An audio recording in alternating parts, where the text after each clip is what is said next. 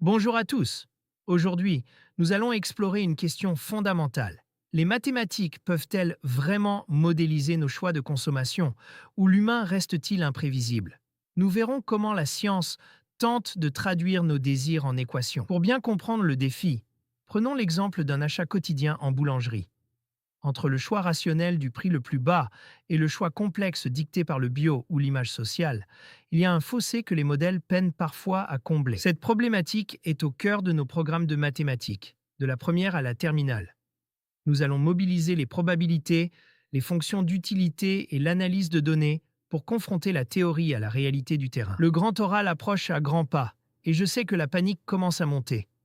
Mais j'ai une excellente nouvelle pour vous. Ce sujet que vous regardez en ce moment même est l'un des exemples de mon livre. En tant qu'enseignant, j'ai rédigé ce guide pour qu'il soit conforme aux attendus officiels. Vous y trouverez le texte complet de cette présentation, structuré et prêt à l'emploi. Regardez bien, vous avez ici 3 exemples complets et détaillés. C'est la méthode exacte que j'utilise avec mes propres élèves de terminale. Le temps presse, alors ne repartez pas les mains vides. Scannez ce QR code tout de suite pour télécharger votre extrait gratuit. Accédez immédiatement à la qualité d'un travail d'expert. Dès maintenant. Pour répondre à cette question, je vous propose un parcours en 2 étapes.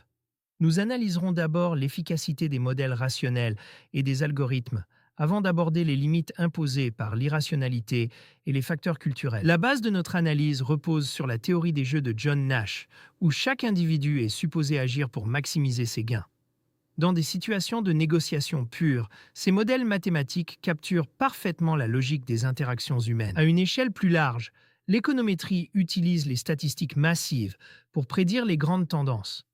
C'est grâce à ces outils qu'un gouvernement peut anticiper l'impact d'une hausse des prix sur la consommation globale des ménages. Aujourd'hui, le machine learning va encore plus loin en analysant nos données personnelles pour prédire nos futurs achats. Ces algorithmes de big data sont derrière les recommandations personnalisées que nous recevons quotidiennement sur Internet. Cependant, l'humain n'est pas toujours un agent rationnel, comme le montrent les travaux de Daniel Kahneman sur nos biais cognitifs. Nos émotions, comme la peur de perdre de l'argent, faussent souvent les prédictions mathématiques les plus précises. Comme l'indique Joseph Stiglitz, les modèles économiques s'appuient souvent sur des hypothèses trop simplifiées, comme l'accès total à l'information. Cette approche crée une vision déformée de la réalité, ignorant l'incertitude intrinsèque des marchés. Enfin, nos décisions sont profondément ancrées dans des normes sociales et culturelles très difficiles à mettre en équation. Un même prix peut entraîner des réactions opposées selon le pays ou le contexte social du consommateur. En conclusion, si les mathématiques sont un outil puissant pour dégager des tendances, elles ne capturent pas encore toute la subtilité de l'âme humaine. L'avenir réside sans doute dans des modèles hybrides, intégrant la psychologie et la sociologie aux algorithmes. Pour conclure cette présentation, j'ai synthétisé ici les concepts clés comme l'économétrie ou la théorie des jeux. Ces termes sont essentiels pour comprendre comment nous tentons de quantifier l'imprévisible dans notre économie moderne. Face à un expert, il sera crucial de discuter de la rationalité limitée et des failles de la théorie de Nash. Nous pourrons expliquer comment les valeurs personnelles et l'irrationalité deviennent des variables que les maths commencent à peine à intégrer. Nous sommes dans la dernière ligne droite. Vous avez maintenant un aperçu concret de la qualité de mes argumentations. Sachez que le texte intégral de cette présentation sur ce sujet, mot pour mot, vous attend à l'intérieur du livre. C'est votre passeport pour l'excellence. Plus besoin de stresser sur la rédaction. Un enseignant de terrain et jury de l'épreuve du grand oral l'a fait pour vous, en respectant scrupuleusement les grilles d'évaluation. Attention, le compte à rebours est lancé.